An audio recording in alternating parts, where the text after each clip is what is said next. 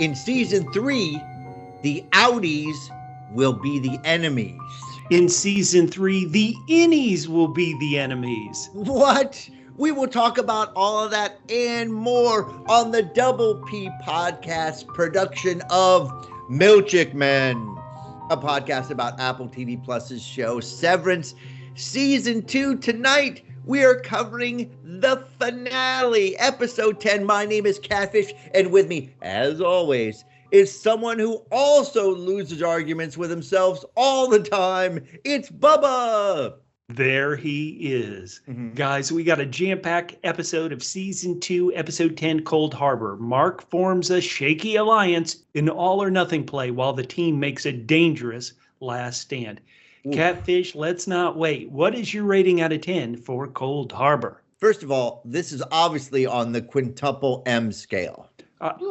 Quintuple M? That is right. That is magnificent Milchick's mesmerizing marching moves. Just they were great. Phenomenal. Great. Bubba? 10 out of 10. I just want you to know, we were doing this early in the morning right afterwards. I have rewatched the marching scene 6 times. Milchick's moves are phenomenal. The whole thing is just an amazing WTF. It is thrilling. It's exuberating. There's no other way I can describe that magical moment. I loved this episode for many reasons, but most of all is that it made you, Bubba, feel like me, and that is completely wrong in everything that I say. You are completely wrong about that. I mean, we talked last week about how they've written themselves into a corner. Wow, they have really written themselves into a corner for season 3. Wow, who knows what it's going to be like? I don't think it's what anybody expected. But you know what? The funny thing is, I feel like I really missed something here because I have been riding hard for the rights of the Innies all year. They're separate people. They could die, and dead is dead. But I still did not anticipate this amazing clash between Innie and Outie. Mark, Bubba, I am dumb. And you know what it reminds me of, Bubba? I'm sure a lot of people do this, and maybe they don't say it the way I do. But a lot of times, I am thinking about, I like to call it, thinking about either tomorrow Chris or yesterday Chris. So for example, 2 bad Chris's.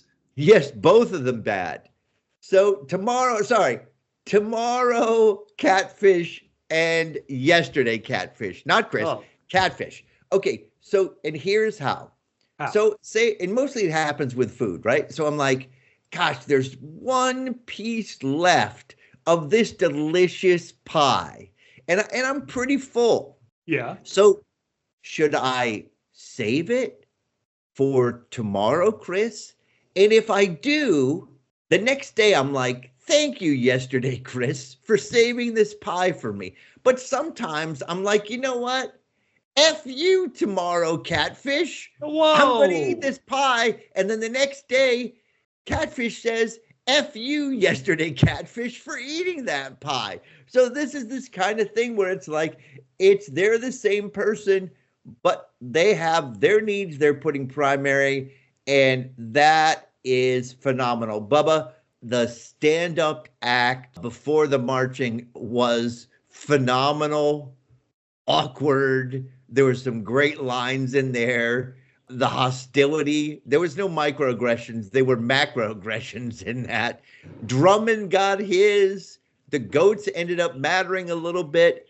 You know what, Bubba? I'm actually sad that we're going to have a new paradigm here. So, I mean, we want it to go forward and everything, but everything's going to get mixed up. And I really have been enjoying what's happening so far. So we're going to have a completely new paradigm.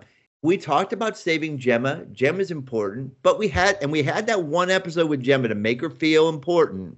But let's face it, I think we care more, at least I do, I care more about the Innies than the Outies. They were put in a situation they had no control of. They're trying to make the best of their lives. I do want Mark to be with Helly. So those are my positives from this episode. There were a couple things that you went 10 out of 10. There can't be any negative thoughts. You loved it without there any can reservations. be a couple of criticisms. So a few episodes ago, I was not as happy with the Gemma episode as many other people were. And I think one of the things that I said that I should have emphasized as my disappointment, although I mentioned, was in all that, we have still never found out how Gemma ended up at Lumon. Was it by choice? Was she kidnapped? I don't know why they're saving that. That should have been in there. So that's a question that didn't get answered this season, even though we know what happened to Gemma. The other thing is, and Bubba, this is just, we all know that the way Catfish rolls is my job here is to be double C on this podcast. Double C? Yeah, clueless Catfish. So I don't good hire. quite understand. It was a good hire. I don't understand. I don't understand, and maybe you can explain it to me. Still don't understand how the numbers were unlocking her 7 tempers. I also don't know, and I don't mind this part. When she unlocked that and performed Cold Harbor, I guess the whole point is, okay, this works now, and then we're going to do what? We still didn't find out, like, really what, like, Lumon's master plan is. I mean, people have ideas, but, I mean, they already have Severance working, obviously. So, but what is it about having Gemma go through all this that is going to, like, this, boom, we've gone to the next step. Mark, you're one of the greatest people in the history of time for having done this. Oh, but another amazing thing, that painting coming off the elevator was incredible. All right, Bubba, that's what I've got to say about this episode. I gave it a 10 out of 10. Wow. It's phenomenal. What is your rating for this episode? Catfish, I have never been more nervous to give an episode a rating of 9 triple G's out of 10. Oh, a triple G's? Of course. You watch the episode, you know what a triple G is. A goat gun got ya. R.I.P. Mr. Drummond. We'll never know what you were talking about, Mr. Drummond. 9 out of 10. Frolic is gone. Right. I feel crazy that I'm going to get attacked for 9 out of 10. Let me say that every single prediction I made was wrong. I don't care. That doesn't affect me in any way. The closest I got to being right was a crazy prediction that I made in the very first episode of season 2 where I said Mark is the villain. And the reason why I said it back then, I haven't re-listened to our podcast on episode 1 of season 2, but I said it because, this is all about the mind. If it's about your mind, it's about you, and you have to overcome you. Kier's big thing is he wants to conquer the 4 tempers. And so I thought, well, There's okay. 7 tempers. Oh God, this is going to be horrible. No, it's seven tempers. You Google that real quick so we can have a big edit right here. Aren't there the core principles, which are more? Oh yeah, they're the four tempers. You're right. 4 tempers. Jesus Christ. Okay, so Kier's big, his big thing was he wanted to conquer the 4 tempers, and so once again, that's about yourself. That's you competing with yourself. So back in the very first episode we ever did a podcast on Severance, I was just thinking, oh, obviously Mark is the villain because he's got to, improve himself. Never did I think Innie Mark would become so evil. In this episode, I was fearful that Innie Mark was going to kill Gemma on purpose. Like, whoa, this is crazy. Wow. So there is so much great in this episode. When James Egan, he's telling Helly, he's like, yeah, I hate my kids. I thought I saw Kier in them. I haven't seen Kier in it to anybody. Helly snaps back at him and said, you've created a hell and you're going to live in it. And he's like, there Kier is. Brilliant. You said it. The Milchick Kier comedy duo. They should be on the Tonight Show every week with a new routine. Why am I only 9 out of 10? It doesn't make any sense. Well, number one, there is a little bit of me that is getting sick of our hero, Mr. Milchick, always being stymied. It's like seemingly every episode he's going to be thwarted in doing anything successful. I love Seth Milchick's, what he stands for and how he rolls. Why do you think I dress in my turtleneck to impress? It's because he's the greatest. But so many episodes is about Mr. Milchick, you want to do this? You're not doing it. You're getting stymied. And then the second thing is Catfish, what did you think of the classic movie, The Graduate? Did you like it? Did you love it? It's a certified classic, AFI Top 100 film. What do you think about The Graduate? I think it's a good movie. I don't think to me, it didn't have that much effect on me, but I thought it was a good movie. But again, it didn't speak to me the way it spoke to the people at the time that the movie came out. I watched The Graduate. You're right. It was out before I was born. I can't understand the context it was released into the world in. I watched The Graduate, and I think about that ending of The Graduate, which reminds me so much of the ending of season 2 of Severance. And the ending of The Graduate is exactly right. That's how it should end. That ending leaves me with a big feeling of unease. It doesn't leave me like, hey, happy ending. It doesn't leave me with, oh, heartbreak. That's a tragic ending. It leaves me with like unease. This ending left me with so much unease. It is affecting me. I love this episode so much, but that ending, I was like, oh, this leaves me with unease. So 9 out of 10 from me. That is exactly what I wanted to hear you say. And this is why I think the ending of this is brilliant. Because like the ending of The Graduate, where they're like, okay, we've escaped, what now? And so, yes, I think you were supposed to feel unease. I think this episode did exactly what it was supposed to do. And your unease should have been, at the ending, should have been on the positive side of your ledger, Bubba. You know what? I say that ending of Severance season 2, that is the exact right ending. But it leaves me with a sense of unease. Perfect. Unease so much that I don't want to, like, and a lot of times I watch an episode of Severance, I want to go back and watch it. I want to watch that funny moment again. You've watched the Marching Man section some more. I love the Marching Man section. That ending doesn't make me want to go back and watch it. And so for ridiculous reasons, listeners don't completely tell me I'm wrong. Only 9 out of 10 for an incredible episode. You are completely wrong, Bubba. Again, in our long history of non-financially lucrative podcasting, this might be the only time when I am more right than you are, because that ending is on the positive side of the ledger. You should feel unease. It's part of the reason why, as I said, I feel like I'm sad that the paradigm is shifting, because I've liked what we've had so far, and this is going to completely shake things up. Exciting. Well, it's going to shake up the 3 extra tempers you were giving out. It is going to shake up those 3 extra tempers. Now, Catfish, hold on, though. Yeah. Hold on. Mm-hmm. I'll say it right up, I may be completely wrong in this. But do you know some people who have been Keir level of perfection all season long? And that's the people we like to call our double L's. Double L's? Our loyal listeners. You guys, Thank you so much for supporting us. We didn't cover season 1 in our 10th anniversary podcast. We talked about, we really should have done Severance season 1 when we did that 10th anniversary podcast. This has been so great. And listeners, you guys have made it great. Thank you so much for supporting us. And because of that, we love it. We have got some people who've got some comments on this very episode 10. And you're right, they are all double L's. First, we've got Gen X Cat Mom. She ranks this episode 20 out of 10. Double D's. Double D's? Demonic Drummond. Oh. Ben Stiller made a masterpiece. Adam Scott cabin scene should be his Emmy reel. You could spend hours just talking about the shot compositions and visuals besides the story. I didn't think they could match season 1, episode 9, but they exceeded. Wow. Okay. Molly Womp on Blue Sky wrote, the Severance season finale was incredible, all caps.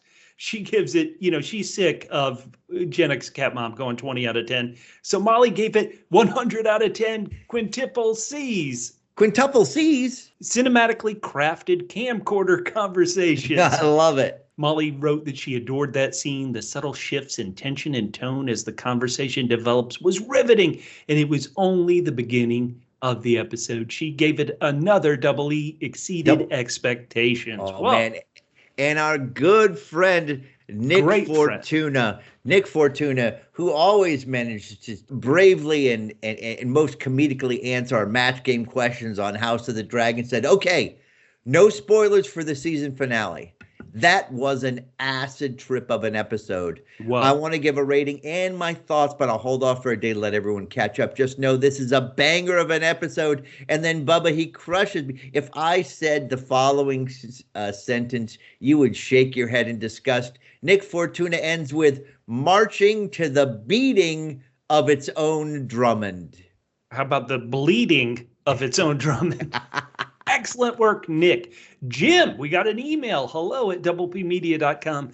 Jim Perry wrote us about the finale. He wrote, WTF. Just watched the last episode and it was an effing movie. So many things were happening which left my jaw hanging open. I mean, WTF.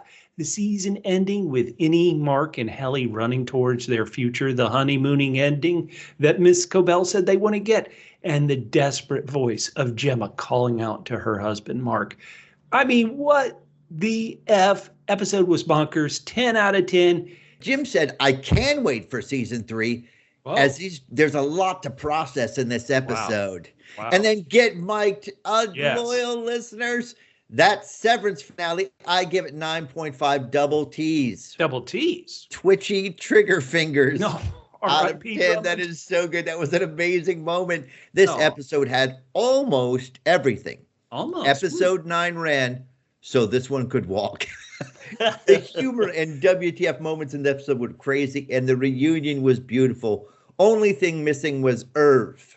R.I.P. Irv. Thank you guys so much. You can still give us feedback at DoublePHQ on Twitter, Instagram, Blue Sky, Threads, everywhere we want to hear it.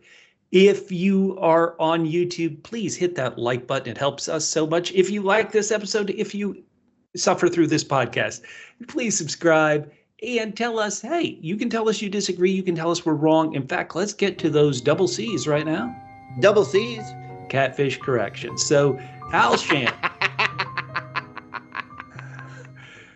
Shalant on YouTube said, Catfish, you can't have triple E alliteration for emotionally affecting egresses because that's actually affecting with an A. Yeah. Great show. Love the pod. Used to listen to Joffrey all the time during Game of Thrones. Killing it, you guys. Have a good week. Thank you so much, Al Shalant. Faye had another one for your Catfish. She said, yeah. Congratulations on your YouTube channel. I look forward to your podcast almost as much as I look forward to the actual episode. Keep up the great work. But the one thing Faye was a bit confused about is that, Catfish, you mentioned that Miss Wong was severed. And how did you come to this conclusion? According to Faye, there's no way she is. She's simply moving on to a new role. Is she missing something? So, Catfish, I'm pretty sure you were just assuming Miss Wong is severed. The show never actually confirmed it. You know, I did reply to Faye on YouTube, and I think it was just because, I mean, they're both horrible, right? If she's severed, yeah, it's horrible because we have a child being severed. If she's not severed, it's horrible because she's a child dealing with all this, and she's got a crazy life. And so for me, somehow, and this could be wrong, I thought being severed was better for her than not being severed. So I just kind of assumed she was severed because I didn't want to think that her life was that horrible. I don't know why I assumed severing would be less cruel to her. It's cruel in any way, but I think I was just assuming because I was hoping for less cruelty towards her, and also just her preternatural calm. I thought maybe thought that's probably what led me to believe it as well. That calm makes her upper middle management for sure.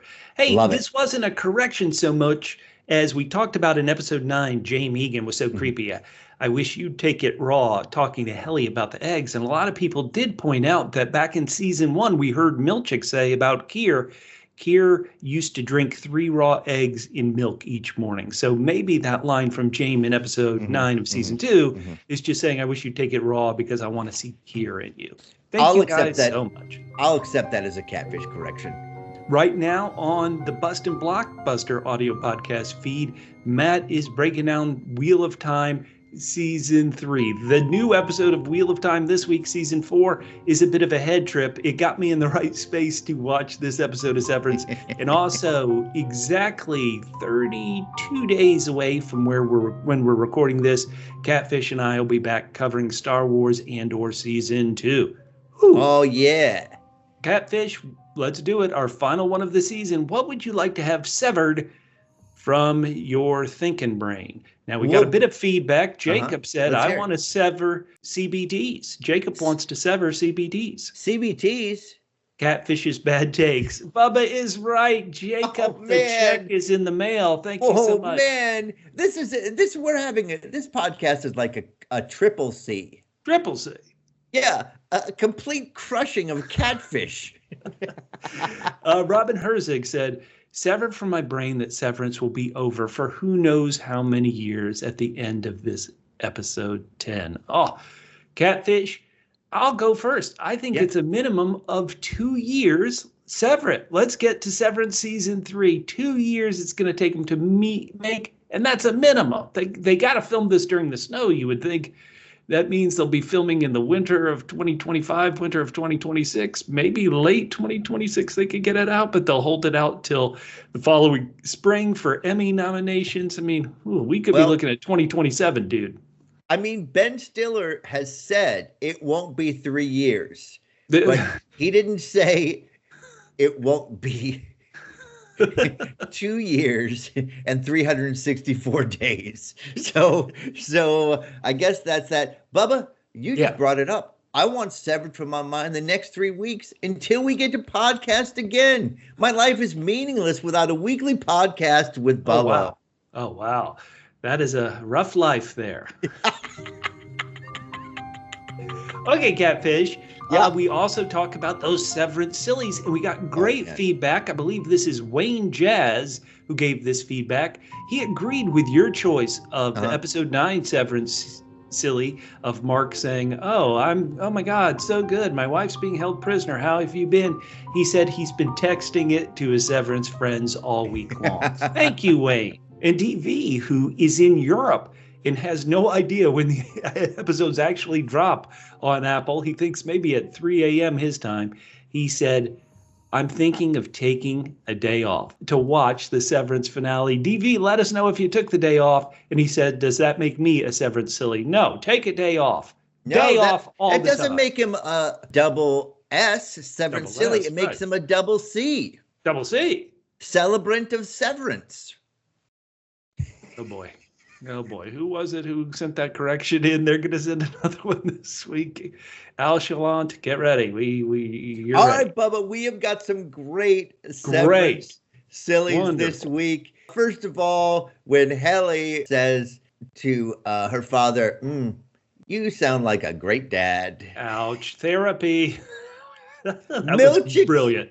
Milchick's frantic run for his quick change to do Hold on. Yep. The run wasn't funny. I think in hindsight, when you realize what he was running to do, to me, that made it very funny. Oh, man. Well, maybe just the run wasn't funny, but what was really funny was, I mean, he's so dignified. He's so... Yes. And that the quick scurry out of the room was very hilarious. Wonderful. Okay. And then we have, not a line. Wait. The elevator door repeatedly closing on dead Drummond. That was amusing. I didn't laugh. I thought it was brilliant how the door closing and opening on Drummond almost sounded like breathing when you're down there on the testing floor. I thought it was wonderful audio design.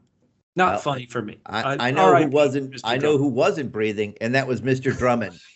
All right, and then I'm not giving you a goat to take you to the afterworld. You're so mean to Mr. Drummond. All right, and then I've got two great lines. I'm sure there were more, but my two favorite lines from the really awkward stand-up act. And also I liked how the audience reacted as expected to the stand-up act. Like when there was funny stuff, it was funny. And when there was awkward stuff, there was like a weird silence with like one or two laughs in there. All right. And so once again, Mr. Milchick gets crushed for his verbosity. After he says something, he hears, good thing you didn't write the first appendix. it would have burst. Not nice, animatronic Kier. Now Milchick comes back with, he's like, what you represent? Kier's like, oh, my probity? And he says, no, I mean this wax statue that's 5 inches taller than you actually were. Nice. But Nice. You want to go off the board for any, or would you like to choose from these 5 that I've presented? Yeah, I would like to do a double S. Double S. Severance sadness for R.I.P. Milchick. You lived your life like a very large candle in the wind. I assume you're talking about Drummond. Sorry. Catfish. Bubba, I just want to make clear, Yeah. I know we've been doing this for a while, but remember, I'm the one who says things that are completely wrong or dumb, all right? What's happening here? Yeah, I would have loved to know you, but I was a severed kid. Your candle burned out long before that goat ever did. All right, Bubba, I am going to go with good thing you didn't write the first appendix. It would have burst. That first appendix was big anyway. Oh, come on. How shameful. Shameful. Actually, I'll find a bigger word for shameful. How dare you? Catfish, let's dive into this episode. This supersized episode begins there at the birthing cabin. We have a bit of preamble about Devin and Miss Cobell. And the one thing I think we can talk about now is like, hey, she'll be dead.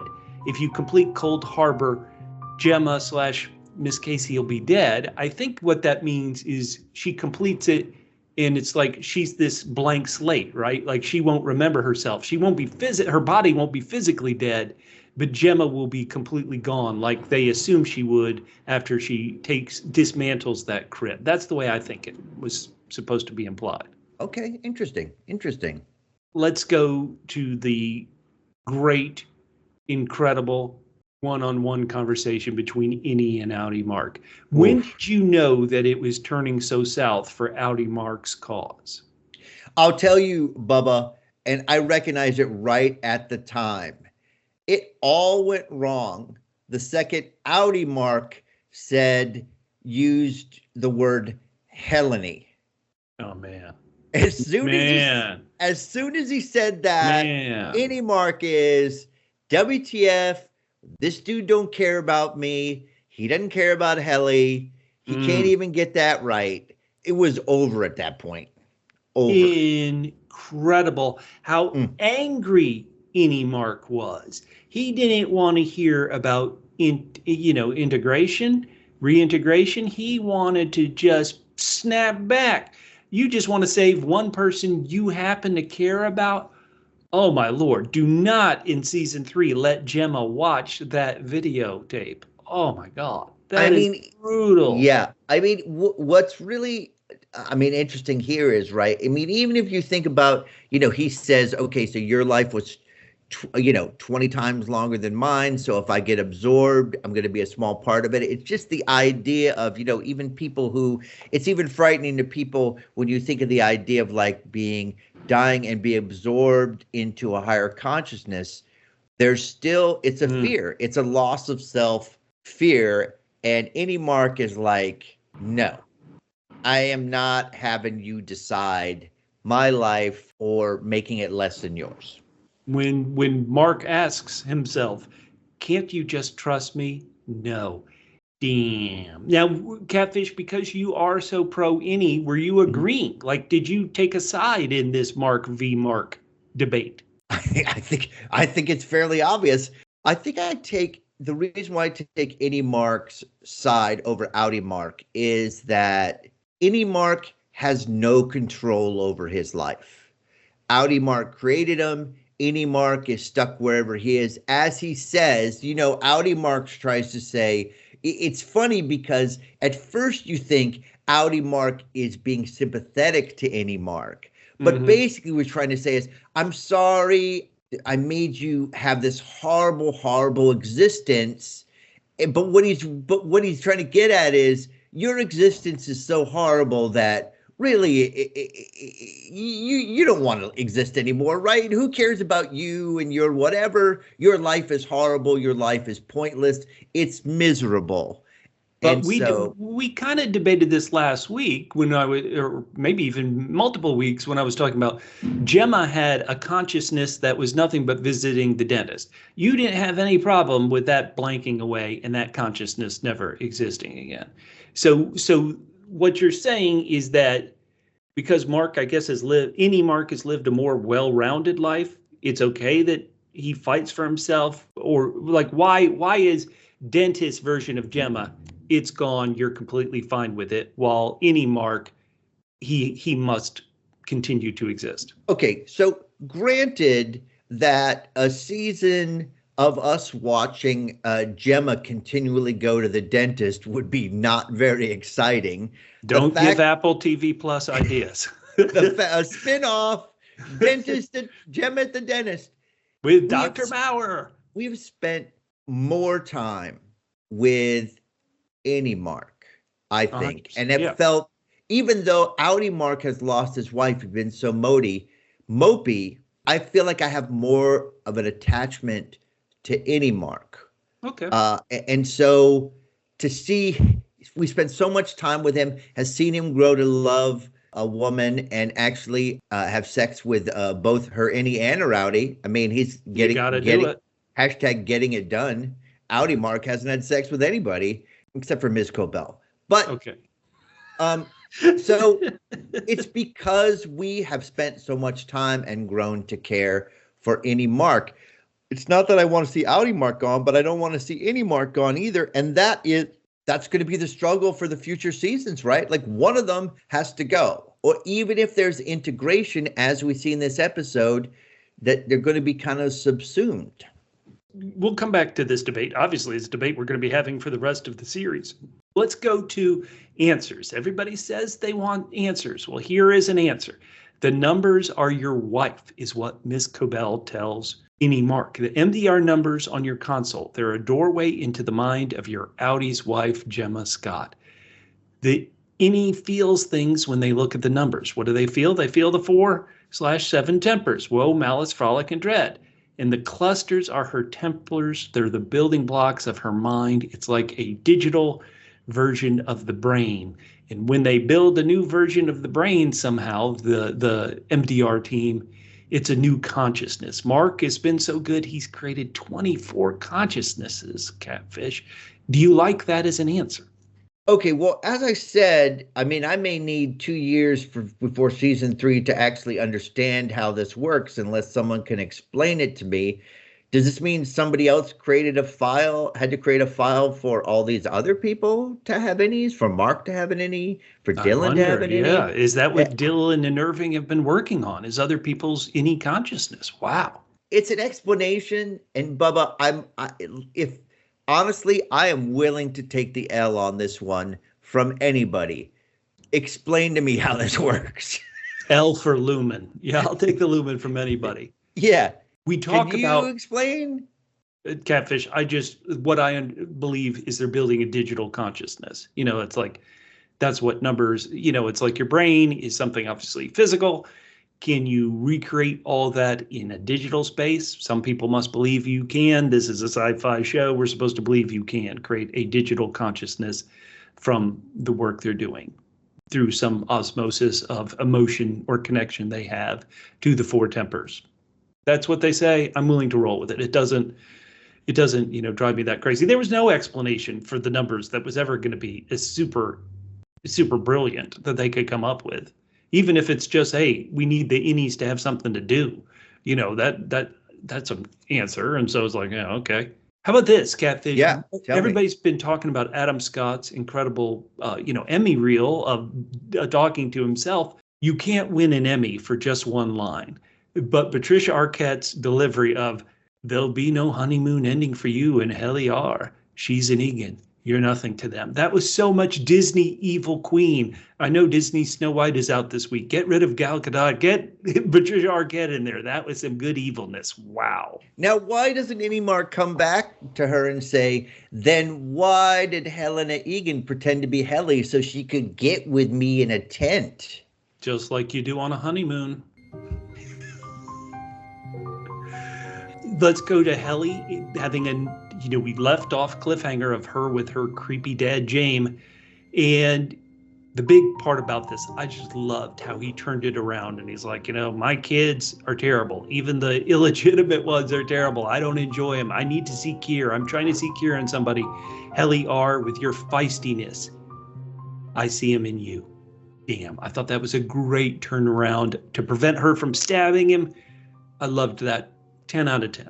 The weird thing is, and just for a moment, and I wonder if anybody else thought this for a moment, the way she was like I felt like maybe there was something, we see this in like when you talk about the rules for robots, et cetera, like that. It felt like for a moment like there was something that had been programmed into her Innie where she couldn't hurt her father. Like it felt like she was fighting against her own body for a second. That's probably completely wrong, but it felt like that in the moment. Well, we know she can throw stuff at Mark. She did that as soon as she became an Innie. She threw stuff at him. She can injure people, but maybe not luminaires.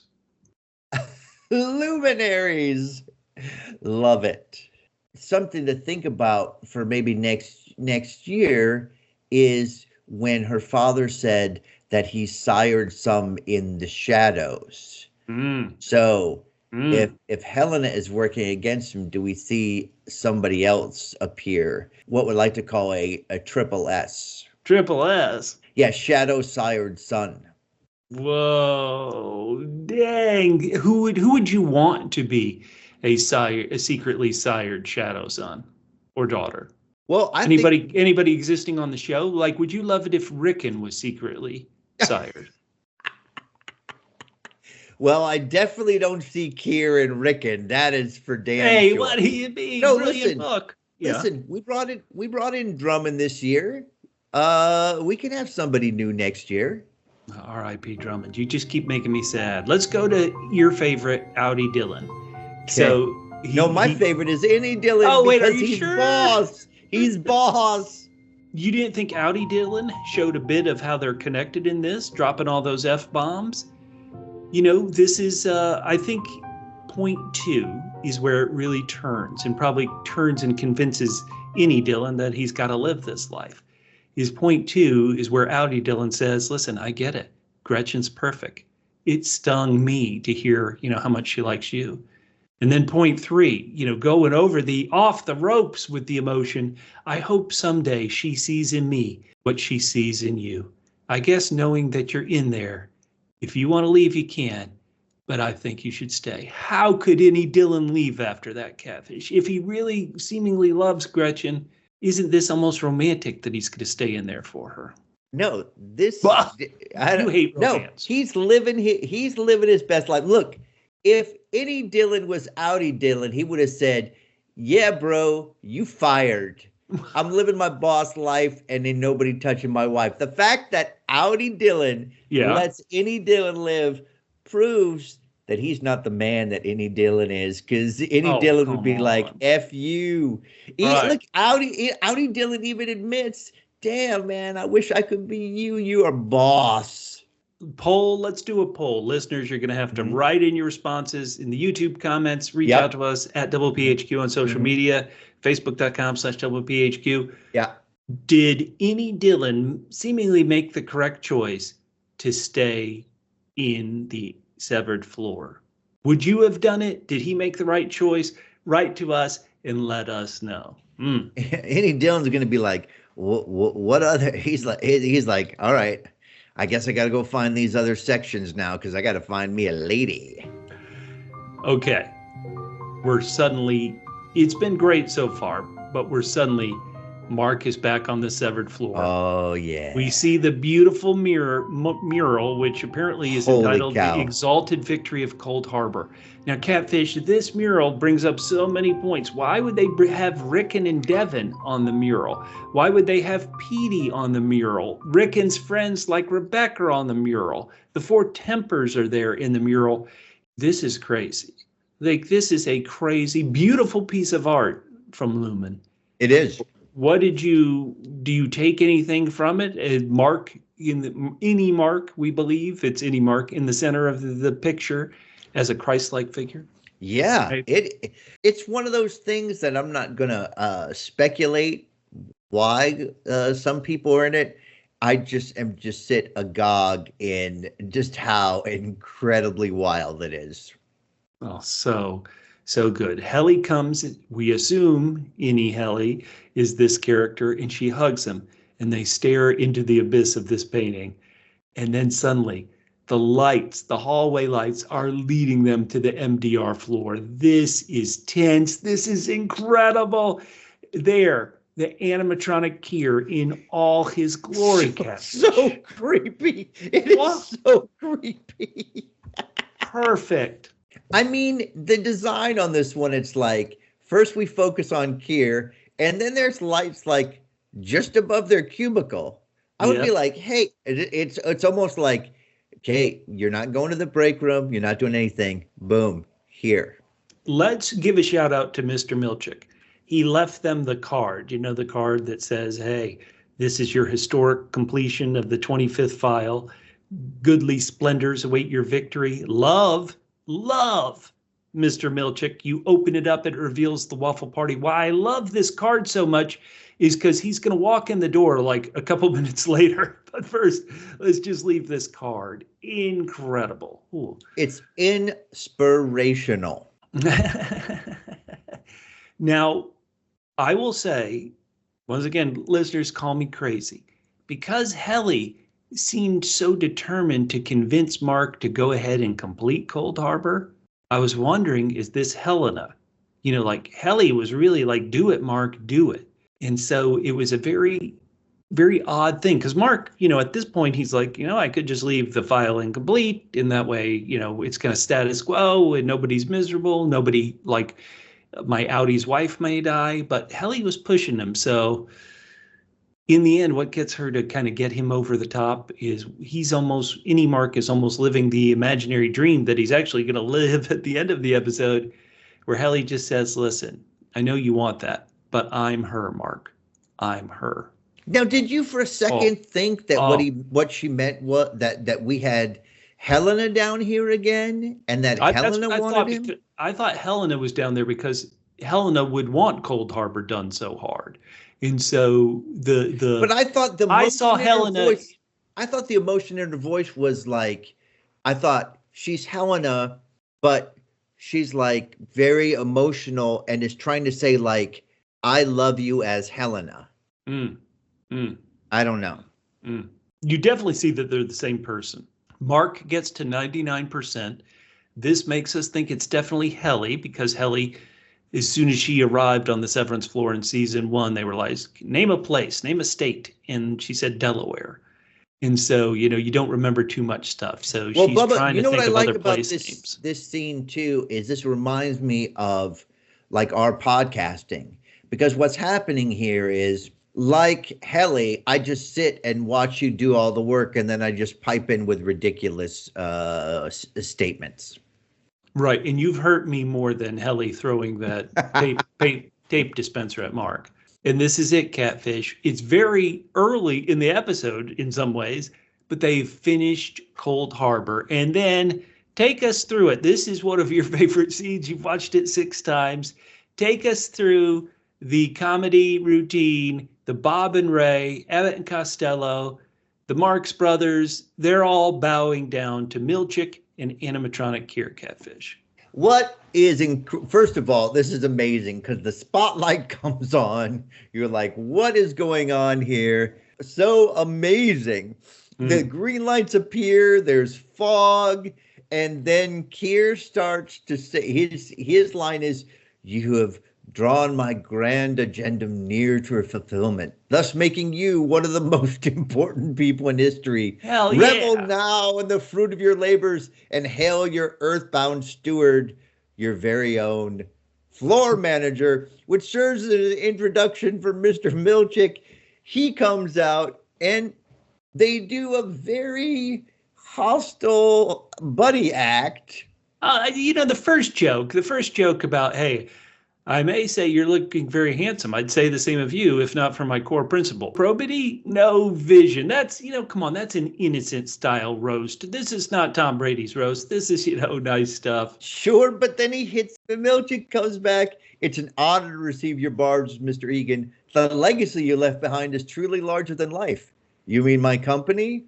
No, I mean this wax statue, which is 5 inches taller than you actually were. And then and then the audience, the crowd, lack of reaction, tepid. And then Keir is silent for a minute, and he's got that long nose. And then he's like, "Thank you for the feedback, Seth." Oh, man. Oh, my God. And then Bubba. Yeah. It is thrilling. We have got a marching band coming down the hallway. The reason why I have watched this part of it 6 times is that I don't know what this actor, I don't know what his background is, but this dude can dance. This dude can dance. And he's got like spats on his shoes, and he's got the gloves, he's got the baton, and it is just fabulous. Incredible. What I love about it is theoretically this is to celebrate Mark, but Mr. Milchick is having the time of his life. He doesn't care about Mark's enjoyment. He's like, hell yeah, let's have fun. Seeing this is wonderful, and to have him thwarted so cruelly for the rest of the episode, 0 out of 10 show. How could you do that to Mr. Milchick? Terrible. Listen, the only thing I should have said that was wrong with this episode was that, honestly, from when he starts dancing with the band to when Helly steals his walkie-talkie is only about 2 minutes long.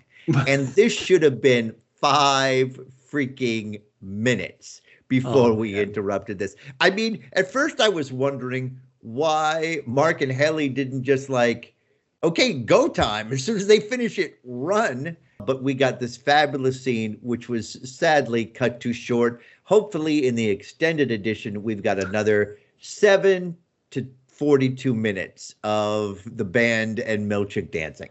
Incredible. Now, Mr. Drummond, R.I.P. Mr. Drummond, he comes up from the testing floor to the severance floor, and he comes out of that doorway to the hallway, and then he pushes open a secret area. Goat herder. Now, I'm pretty sure never said this character's name on the show, but in IMDb, Gwendolyn Christie's goat herder is listed as Lorne, and a goat is coming down a hallway. Catfish. What did you think? Did you have a premonition that this goat was going to be a sacrifice? I did not know what the goat was for. And also, I mean, we didn't end up doing it, but I had no idea what their plan was. Was this like a pharaoh thing? Yeah. They were going to put Gemma and bury Gemma with a goat? And if so, why? What the hell is going on? Well, once again, this is all about calming the 4 tempers, but I even like how Mr. Drummond put it here. It's about Keir and his internal war against pain. This animal is going to guide you in the afterworld, like, burying a cat with a pharaoh or whatever. And this is going to help Keir. But this goat herder has an attachment to its goat Catfish. Well, and I'll tell you why, Bubba, because this goat has verve. It has files. It does. Okay? And it's up to the task.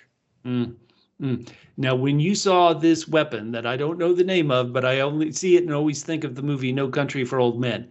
When you saw it, how soon did you realize somebody's going to get got by the goat gun? Ooh, I realized real quick. And then when I realized it was Mr. Drummond that was going to go out via goat gun. Whoa. Oh, well, let's not ruin it now because I can't wait to talk about that later. But I definitely was afraid, and even more afraid when it turns out that Mark makes all his correct turns. He ends up in a door that he can't open. That's across from the correct door. He got there from those crazy directions. Incredible. Why did Mr. Drummond attack Mark so violently? Mark, who has completed Cold Harbor, is the most important person in history. Why did Mr. Drummond go so crazy on this Lumon employee, Mark S? Well, I assume that he discovered or realized that Mark's tempers were out of balance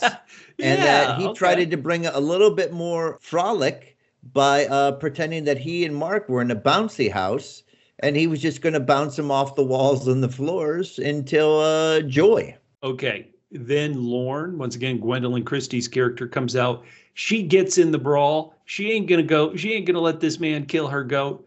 Catfish, a lot of people online are arguing which has been the better Gwendolyn Christie fight. Spoilers from Game of Thrones, but her character Brienne battling the Hound in that beautiful brawl, or this hallway brawl versus Mr. Drummond. Which do you like better, if either? I gotta go to the fight with the Hound. I mean, this one was I will say this. This was the fight between all three of them. It was Bourne level. Wow. I felt the pain. Speaking of pain, and what they did to Mr. Milchick, Helly smashes Milchick's face with a trombone. And that's after your boy Innie Dylan G came to the rescue and pushed the vending machine to block Milchick's exit from the bathroom. Catfish. Why does Mr. Milchick keep getting injured? The hero. Listen, he's strong. He can take it. You know, he is Mr. Milchick is on, as we all know, he will end up being the most important character on this show. He will live in legendary just below Joffrey. So, Bubba, there's something called a hero's journey. And on that hero's journey, you have to go through a lot of trials and tribulations. This is just making Milchick stronger. Well, that's a great point. And then by the end of the episode, he's moving mountains of machines. Did you enjoy Helly's almost call to action speech to the members of the marching band about how it's our life? They give us half a life and they don't think we'll fight for it. Did you get moved, you Innie loving Catfish? You know what? You're exactly right. Because this to me is, with all the things that happen in this episode, this is like the rallying cry. This is what Outie Mark should have been told. We have this, you gave us this life. You think we're not going to fight for it? Life is life. We're fighting for it. I think it's almost the guiding principle for the Innies for the rest of the show we're going to fight for our lives. These Innies have too much verve. They're going to fight for their right for a waffle party. Hell yeah. Now on the testing floor, let's get to it. This is all intercut, but we've been seeing Gemma. It's time for her to put on her Cold Harbor outfit, and Catfish. It's the clothes she was wearing on the day she quote unquote died.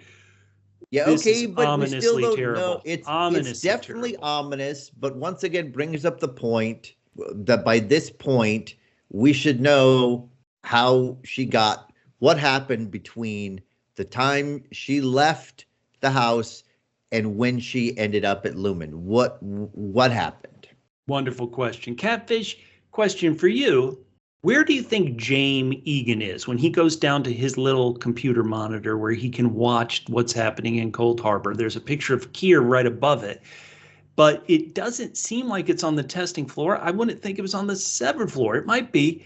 Is this, he was watching it like in a closet. This is the most important person at Lumon, and he's watching theoretically the most important event in Lumon history in a closet. What if he is back at his mansion close by? Yeah, sure. I mean, he was there. You would think he'd want to be there for the special day. Yeah, it's kind of weird that he's in his own little space. No, poor guy. They finally, Nurse and Gemma finally get to the Cold Harbor room. Catfish, I keep dropping those. Everyone, I need you to verbally giggle at my silliness. Okay, I'm sorry. Yes, this is Gemma. Your sympathy is noted and appreciated. This is a CEO willing to give the goats more room than his private viewing room. Father of the year. Let's have it. Amen. And multiple father. Multiple nominee. Dr. Maurer, I said, I thought he asked her a couple times ago, which would you rather fear, drowning? So this is one of my millions of wrong predictions. It was maybe something more emotionally devastating. Go in here, your mind is completely wiped, take apart this crib. Oh, terrible, Catfish. Terrible. Yeah, I mean, I know there's an association, but she wasn't the one who took apart the crib. I wonder if the her from the hallway was. Like, her in the hallway is the person who bought or saw her husband rip apart the crib. Did she see it or did she hear it? Did she actually go up and see it? I thought she could hear from. All I'm saying is, I feel like there could be something a little bit more visceral for her. Okay. Something hands-on. And I don't know what it could be, but in other words, there's a real difference in memory between like hearing something and doing something. So to me, this isn't the strongest test that there could be, although I don't know associated with losing her child, but I don't know what it could be. Dr. Maurer says something that may be very important, once again, about calming the four tempers. He notes, she, meaning Gemma, she feels nothing. It's beautiful. Ooh, what a SOB. How did he survive? Didn't you predict Dr. Maurer was going to die? Instead, it was wonderful, strong, powerful Mr. Drummond. How could you? Let's get to this tragic death of the episode. Well, it is. Outie Mark didn't want to kill anybody. Innie Mark didn't want to kill anybody, right? You agree with that? You watched the show, I assume. Yeah, I did watch the show. I just don't understand what your attachment is to Mr. Drummond. I mean, who's going to be the dad now for Kimberly and Willis and Arnold? What you Miss talking Garrett. about, Bubba?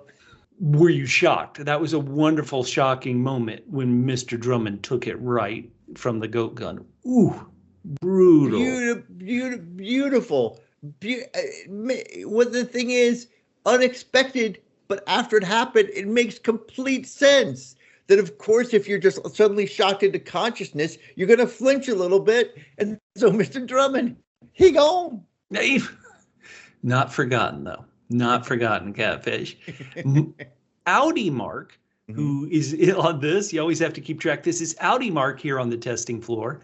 And he uses his brains to use Drummond's blood on his tie to get into Cold Harbor. Brilliant Outie Mark. That's why Innie Mark should just give up his life and let's go with the smart one. Gemma can't remember anything. This bloody stranger comes into her, 25th Gemma, and he's begging her to come with him. And yet somehow she does. Catfish, if she remembered nothing and some creepy guy covered in blood came in, would she leave the Cold Harbor room with him?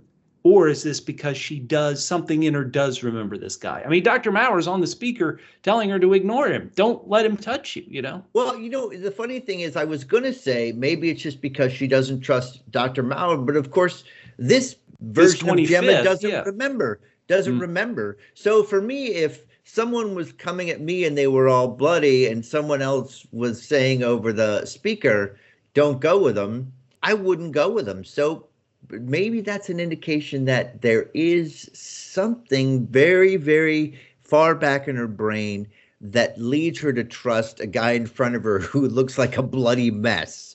Yeah, he looks like he was in a John Wick movie, the bloody guy. Exactly. He gets her somehow into the hallway. This is reunion. But this is Bubba, don't but let's not pass this one point where they tease you for a second because she stays in the doorway.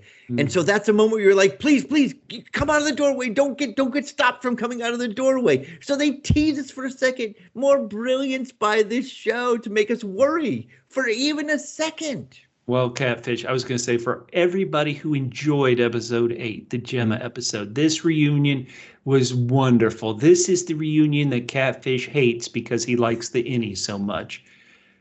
But then it's just horrible. This is a horrible misrepresentation of, I'm sorry, you told me to be more verbal. I'm just going to say horrible. Wrong. I said the laughter can be more verbal. This stuff, silence is golden. I should be, my outrage should be silent. I'm just going to yell out whenever you say something. Outrage. The alarms are going off. The lights are flashing red. Dr. Maurer is running after them, trying to stop them from getting in that elevator. Dr. Maurer is yelling at Mark, "You'll kill them all." And I assume he means the other 24 or the other 20, how all the testing floor consciousnesses just got. And Catfish didn't shed a tear when they stopped existing. You're right. Especially the Gemma that was always at the dentist. We'll miss her. And you lived your life. Having your teeth cleaned. Now, did you not? I mean, this show is so brilliant. They are there in the elevator. They kiss because they've done it. Then they go up a floor and it's their Innies again. And suddenly Miss Casey is kissing Innie Mark. Inappropriate relationship. Brilliant. So good. But Innie Mark, okay, he knows the plan. He does know the plan. Innie Mark and Miss Casey did have not a romantic relationship, but they spent some time together, and she was like, this was a great day. This is the best day I've ever had. Okay. Aww. So she trusts him. He is going to lead her. And what I love here, Bubba, we talk about the production design. I mean, amazing. They're running down the hallways and it's white lights, but the red strobes down the entire hallway as they're going. Strobe red, strobe red, strobe red. Just incredible. Incredible.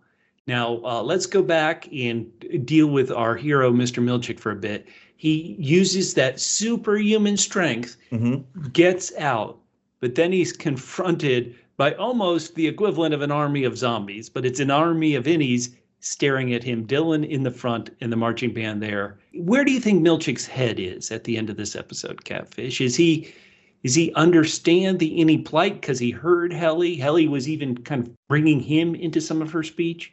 Or is Mr. Milchick like, this has been a bad day. I got to get these people to where they need to be. These non-people, these Innies where they need to be. Where do you think Milchick is at the end of all this? I think he's thinking about how thick the book he's going to get at his next performance evaluation is going to be. Right, multiple bound chapters. Oh, my God. It is not going to be good. But at least he won't have to answer to Drummond anymore. He doesn't know that. But he's going to get a promotion, don't you think? Somebody's got to fill Drummond's shoes. Belt? You know what? I'm not sure that Lumon is the kind of company where people fail upwards. Fail? They completed Cold Harbor. Okay. Nothing on his floor technically went wrong, right? Okay, yeah. We kind of. Well, I mean, Mark escaped and then broke out Gemma, so. No, that didn't happen on his floor. Gemma was broken out on somebody else's floor, Dr. Maurer's floor. Well, that's because he allowed Mark to leave his floor. What we know is that Mr. Drummond and Mark got in an elevator. How they got there, who's to say? Okay, Catfish, let's get to the moment that left me with the catchphrase unease. Ooh. Innie Mark gets Gemma out the door, but he won't move. And now this is our. Oh. And they talked. I'm not coming up with this myself. I figured since this was the last episode, I'd watch the the notes on the inside. So then the writer producer talks about it. This is now the fourth iteration we are seeing of this couple in like 7 minutes. All right, well, let's go through them real quick. It's Outie Mark and 25th Gemma. Then that's one. Then we had Outie Mark, Outie Gemma. That's two. Then we had Innie Mark, Innie Miss Casey. That's three. And then we had Outie Gemma, Innie Mark. And Innie that's Mark. Four. Well, then that's where we are right now. Because as soon as he gets her past there, and all I'm going to say is this, Bubba. So he thought, okay, look, this is the job that I was given. Now, my question is, what I would hope was unstated but is true was they said, just get her to the door and we can get her out. Because somebody get her out. Please. If Gemma can't get out, then Innie Mark has only completed like 50% of the job. If Gemma's going to get snatched up out there in that hallway, Innie Mark has accomplished nothing. I know that would be the worst and make me dislike him even more. I don't think it's possible for you to dislike him anymore. You've totally abandoned the Innies, probably just because you see them as roadblocks Did you not in the feel rise of Milchick. Did you not feel Gemma's pain as she's calling for her husband to join her, and her husband walks off with some, redheaded Egan? Whoa. Okay, I feel pain for her because Good, her husband walks off, while I also feel that Innie Mark made the right choice. How's that? Okay. This is gonna lead us really into our debates. Any final notes you want to say about this incredible season finale? Not only did I love it, but I love, and who knows? We've seen a lot of shows that set up amazing things, and it just becomes so hard to stick the landing as they continue to write themselves into crazy corners. I don't even know how they're going to start next season. Innie Mark cannot leave the severed floor. Innie Mark can't, because if he does, Outie Mark would never allow himself back in there. Wow, that is a great point. And so then maybe I don't need to worry about Outie Mark being a villain. Maybe we'll never have to see him again. Whoa. Okay, listeners, what did you think? We're going off, giving you some great thoughts, and then catfishes as well. So please write to us at PHQ, Twitter, Instagram, Threads, Blue Sky, all the fun stuff, Facebook.com/PHQ. Catfish. This is the first time our debate is pretty much antithesis of each other. But you began this podcast with a very strong statement. Do you want to go in further into your belief? So, yeah, absolutely I do. So what are the Outies? What we have been following these Innies, these people who are striving in an oppressive environment to create their own connections and to live a full life under far less than optimum conditions. And who is stopping them from doing that? Who wants to kill them, to remove them from the planet, to get rid of them, sure. Helly, to kill them, to wipe them out as if they never existed? It is the Outies. So, it's funny because just a couple episodes ago, you were like, my God, it seems like Milchick isn't so bad. He's kind of growing to maybe suspect. You were like, Helena doesn't really like what's going on. We no longer need to worry about Drummond. So who are going to be the bad people? The antagonists, right? The antagonists. And I had argued that this big faceless company could be antagonists, especially in these times where companies are basically just squeezing us for every last dime. But I think that in season 3, the Outies will be the bad guys. We will see them try to scheme to get rid of the Innies. And how this show manages to, we're still going to have Outies and Innies. How this show is going to manage that is, so I disagree. So we'll see who's right when it starts with season 3. Once again, if Outie Mark exists again, he's never going back to the severed floor unless he's blackmailed or some other thing that they. Well, that's what I'm saying. Something is going to have to happen. I can't imagine that we are just going to have the Innies. What is your dream ending then for the series as a whole? Forget season 3. What do you want what is your happy ending, if there is one? What is your happy ending? Both the Innie and Outies get to share half a life? I mean, I guess reintegration. No. I don't know, because the reintegration is again subsuming part of yourself to someone else and losing part of your ego. I think it's going to have to be listen. You created me. You have got to let me live my life. You live your life. I'll live my life. That's the happy ending. Now, do I think there'll be a happy ending in Severance? No, I do not. No, I think it's going to be crushing. We've grown to love the Innies and the Outies. We are at a point now where it's not tenable for them to both exist. My position is the Innies will be the antagonists. They will be preventing themselves from being themselves. And so this is the biggest question, Catfish. When you're at work, are you really you, or are you work Catfish? Are you really Catfish yourself when you're not at work, when you're completely free? I don't see myself as two separate people. I mean, look, maybe it's just different for me. Are you more yourself when you're at work, or are you more yourself when you're in your backyard not working? I'm still myself when I'm at work. I'm not like a businessy. I crack jokes over email. I don't pretend to be like whatever. No.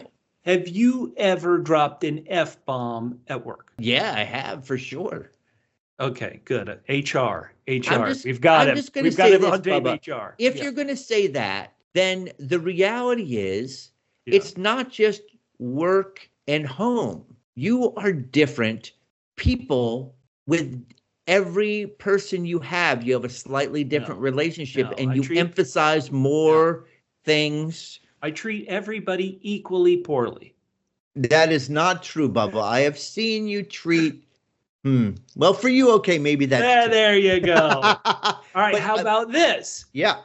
There are studies that prove when people retire, like literally the only thing that has changed is they had a job and then they retire. They're the same age, 64, whatever age they happen to retire at. The moment they retire, they are happier. Like this is across the board. When people retire, nothing has changed. They're the same age, they're the same person, yada, yada, yada. They retire. Surveys show that people report that they're happier. So you want to support the people who make us miserable, the Innies. Okay, that may be true, just like living in any Scandinavian country will make you happier. Yeah, but I have a regular job, a computer job, and then I have a side job of getting acting work when there was actually acting work to be had. Right. And I get fulfillment from both of those jobs. I get fulfillment from doing stuff at work. When I figure something out, that's fulfilling. When I'm acting and I'm doing something fun rather than just like having like one line and then move on. I'm having fun and I get fulfillment from those things. So I think being fulfilled and feeling like you're accomplishing something is also a form of happiness. I mean, what do you think? You would have to keep doing something else once you retired, right? Wouldn't you? I mean, I desperately want to retire from my computer job, but I'm going to have to do something else. You desperately want to retire from your computer job. That is you siding with me. The Outies are the heroes. Wrong. Sorry, that's what I said. Let's have your computer job. Wrong. Let's have your computer job, Catfish, answer this. Listeners, we are getting too personal into our own psyches. We want to know what you think. This is hopefully an interesting debate. This is why the show is the best show on television. It makes you think all these things. Speaking of that, know. Bubba, we do have the famous segment, the double D's, double Q's. It was so famous you have a hard time remembering it, but sure, double D's, double Q's. It's the deeply dumb catfish questions. Oh. All right, now. Yeah. This is funny because I'd assumed that section of Lumon called choreography and movement, that's the band that shows up, that they were severed. No, so maybe I was wrong about Miss Wong, but the funny thing is that Ms. Catfish was looking at something today and she said, confirmed, choreography and merriment are severed. Okay? Wow. So if they're severed, have they just been practicing for this moment for 2 years? Like, I don't see many opportunities for marching bands. When they open a new branch of Lumon, you don't think they'd have a marching band? And it's not just, if it's choreography and movement, that's a lot more than it's just choreography and merriment. Oh, merriment. Right. But exactly. Merriment comes out all sorts of time. Quarterly profits are up. Employee appreciation day. That's when you have a waffle party. This is like creme de la creme here. Merriment is a part of it. A waffle party is merriment. Who's to say they don't work on that? Okay, but I'm talking about this specific band. Like, what's their ratio of like hanging around practicing to actually doing a All right. Well, performance? let's go through a calendar year. You got the Okay. Rose Bowl parade. You got the St. No, they Patty's Day can't show parade. up at the Rose Bowl parade. Oh They wouldn't be no, severed there. no, that's terrible. Oh, you got me, Catfish. They what Okay, do all they right. do all day? Maybe They rule. you know what would be a perfect time for them to perform Was is it? right after a baby is born and the There you mother's in go. pain and the baby's crying and they're just gonna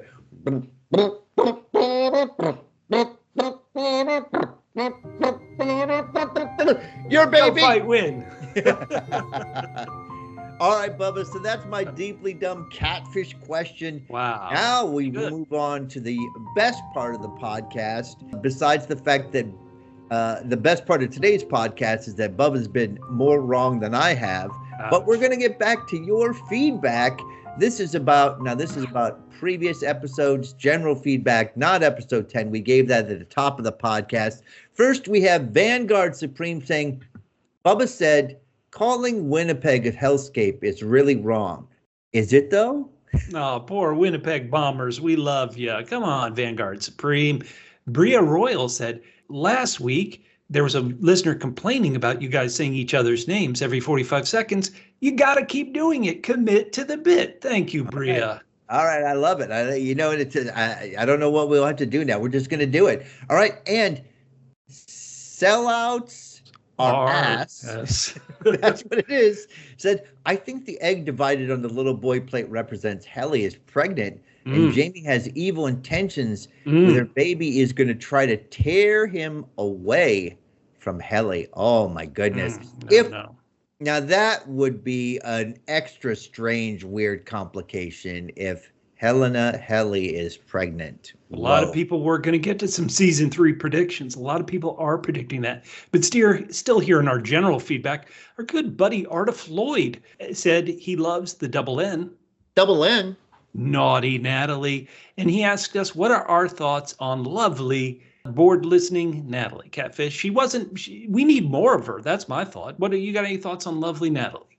She is, of all the people who have gotten dinged, it feels like she's the one who has definitely decided when I go to work, I am just all in on whatever they want to tell me. She feels like she is the real power behind the throne.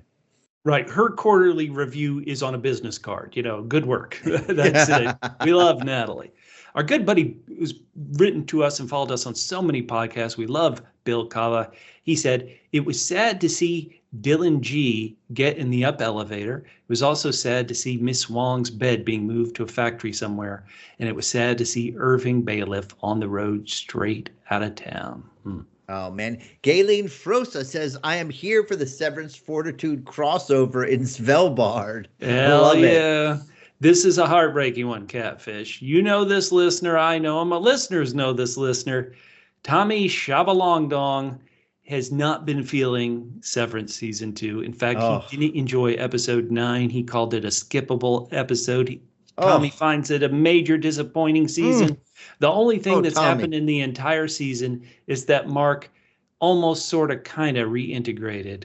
Nothing has happened. Tommy is pissed, and he's worried about this cliffhanger ending. Tommy, it's a shame. We enjoyed it so much, Tommy, but we feel bad you didn't. But hey, thanks for sticking around and giving us your thoughts and following through. The season finale will be a tease fest cliffhanger. You know what? Although I think they answered most of the questions. There was no cliffhanger. They answered a lot of questions. We got Gemma out of there, and then we're on to the next. So Tommy, let us know. I mean, it's a bit of a cliffhanger. Like, where can Innies go for peace, for safety? Well, it is, but I feel like our season long arc was let's get Gemma out. Gemma's out. Everything has been completely reshuffled. I feel like a lot of things happened here. Hey, Thomas Rafferty, another great Kier level listener, said, here's everybody's thoughts. Drummond's thoughts were Cold Harbor will be the greatest event in the history of the planet. Dr. Mauer's thought was Cold Harbor will change the world. James Egan's thought, this is a momentous day. Seth Milchick's thought, gee, I hope Mark comes into work. What? Why is nobody from Lumon watching Mark? Well, Thomas, they didn't have to. Mark came in. Cold Harbor is, in a way, complete. All right. Well, Bubba, so speaking of that, what's going to happen in season 3? Look, we don't know, but you know who does know? Who? Our listeners. Oh, they're telling us what's going to happen in season 3. So let's listen to this, and I'm sure they will all agree, and it will completely make sense. It'll be better than my thoughts, for sure. Absolutely, because you're taking a huge L in this episode.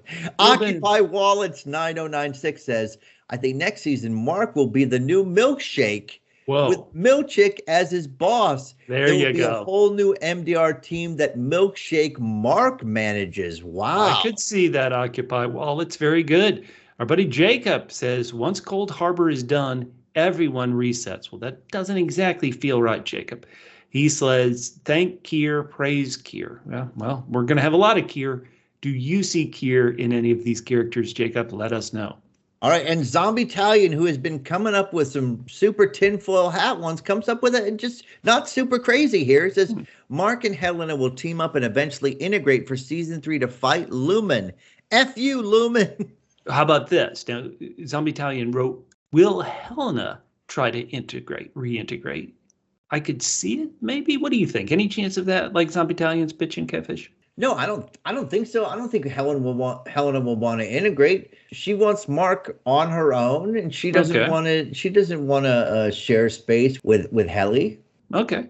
What do you think about another true Double L loyal listener, Link Hogthrob Catfish? He said the cliffhanger storylines that he predicted before this episode. He predicted Helena is preggers, or is it Helly, or both? What if they're twins? He says Severance is absolutely the best show on TV. Thank you, Milchick Men, for lending your podcast skills to a deserving show. Thank you, Link Hogthrob Matt. All right, and Call Me Emilio says, regarding Helena and her egg, people with eating disorders often eat small portions that way. I think if her father controls her to the point of what and how to eat, and I think the comment to take it raw was a possible double entendre meant to hint at even darker doings. Right, Emilio. Oh my goodness. We were corrected on why that was before. Hey, some people love Jamie Egan, Catfish, and some people have his child. Our listeners had some thoughts. Matt Gilbert said, there's something inhuman about Jamie. He doesn't seem fully alive. Of course, maybe he's just really old and decrepit. Hey. And Shirley 777 says, hilarious podcast, boys. Jamie Egan is so creepy, which is why my suspicion was that this Cold Harbor had something to do with putting him in his consciousness in a new body or doing something else. That's why it's so important to him. That hasn't proven to be the case, but still somehow could be proven to be the case, I guess. And we got some feedback on Irving. A lot of feedback on Irving. He wasn't even in this episode. Teacher Man said Irv is lulling everybody into his scheme. He will be there when the feculence collides with the ventilator. Hell yeah, Irving, come back and save us. Jay Garrick the Flash says, we will find out at least Irv is not an original because science. I don't think so. I think that was one of the things that Bubba had, copy, clones, all that. Wrong. I'm pretty sure I never said clones. What are you talking about? Rap Zid, a listener said, I feel like the Irving Outie storyline got wrecked or scuttled. It did cut off. We don't know who Irving was calling outside. Good point, Rap Zid. Well, I guess we're going to see more of Irving. Greg Bergen says, if an employer tells you to do something and you do it, they're required to pay you. I wonder if Helena took care of Irving by having Bert get him out of town.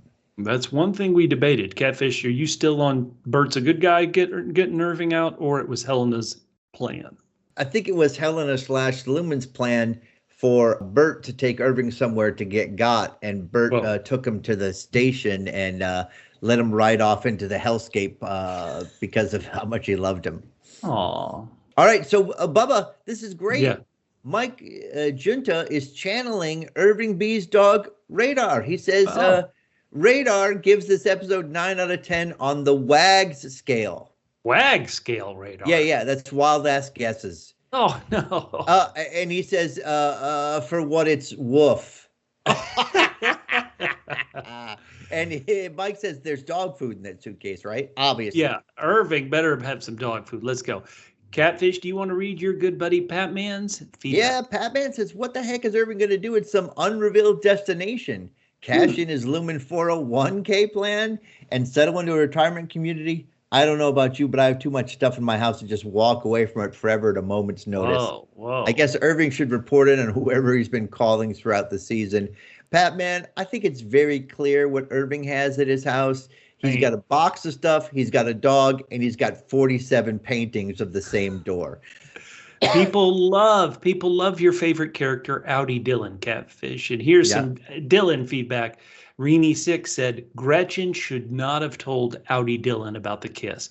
Why would she do that? It only caused problem, which Link Hogthrob responded by saying, yeah, well, snitches get stitches.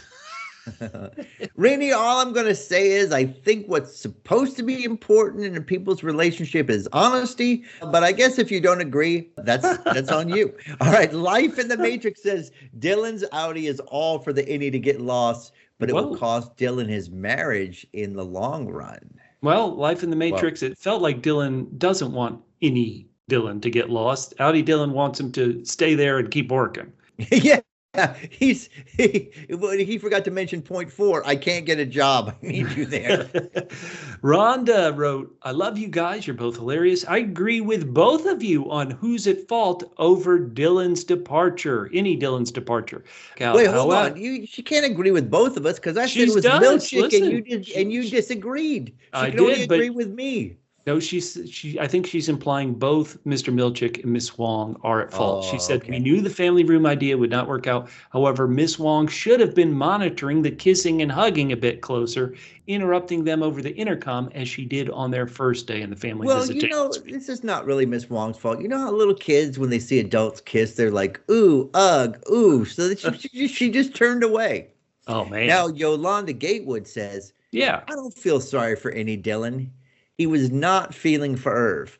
Now he's in the same place and wants to die.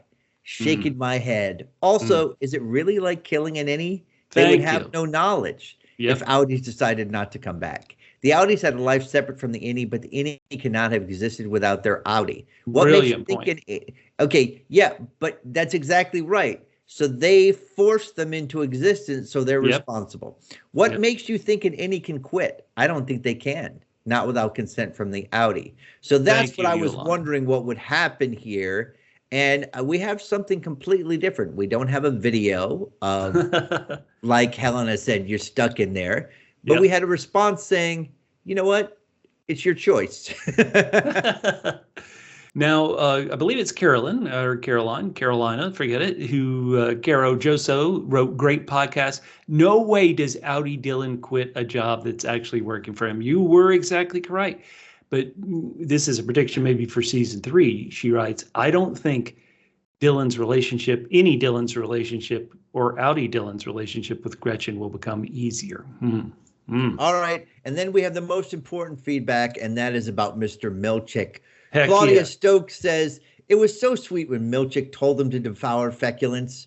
I love how this show addresses subjects like racism in a way no one else has. Now, Claudia, we have a podcast hosted by, let's say it, 2 white buffoons celebrating a person of color, Mr. Milchick, and a great actor, and all this stuff. And if we don't talk about the racism too much, it is 100% in the show's language, in the show's message. And some of the, we certainly did in the terrible paintings of Keir that were the wonderful gift, / horrific gift Mr. Milchick got earlier. But thank you for bringing that up.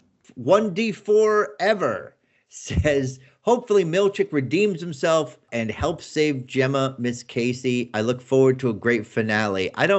Mr. Milchick did. He caused the distraction of the band that allowed Gemma to escape. Thank you, Mr. Milchick. I just question the suggestion that Milchick needed redemption. You're right. He didn't. Thank you, Catfish. One time you got something right. That's all right, Bubba. Well, this is it until next season. Who knows how long it will be? But you know what? If you love and can't get enough of Catfish and Bubba, especially when Catfish keeps saying Bubba and Bubba keeps saying Catfish.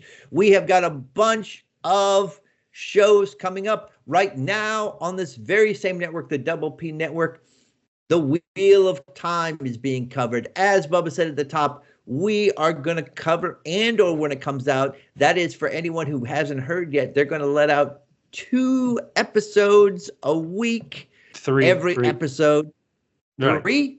Yeah, 3 a week. 3 episodes a week, you're right. And then we're going to cover that. So that's only going to be 4 podcasts. I know. And then we've got Only Murders in the Building season 5. Yep. Bubba handles that himself. People love it. We've got A Night of the Seven Kingdoms. Yes. Oh my God. Joffrey podcast will be back covering that. And then, Bubba, we were on the original, what I like to call Terror Train, where we covered the first season of The Terror because I loved the book and it was amazing. And then somehow they ended up doing a second season, which had nothing to do with the first season. And that was a couple years after. And now this is, I don't know, 4 years after, something like that. They are doing another season of The Terror, The Devil in Silver. And so what we'll probably do is maybe we'll check out the first episode, see if we think it's worth potting, and then we'll probably do that. I am Catfish. I'm pleased to have you here. If you want to give any feedback to me, I'm on Instagram and I am on Blue Sky. You can hit me up at G to the Man. That is GETOTHEMAN. My name is Bubba. You can find me on all social media at Fit and Trim. That's FITTENTRIM at Fit and Trim on social media. Remember, all our social media handles for the podcast network is at Double PHQ. The word double, the single letter P for podcast, HQ for headquarters, at Double PHQ. And you will hear us, maybe not for 2, but definitely sooner than 3 years from now on Milchick Men. Catfish hates Outies. Just saying.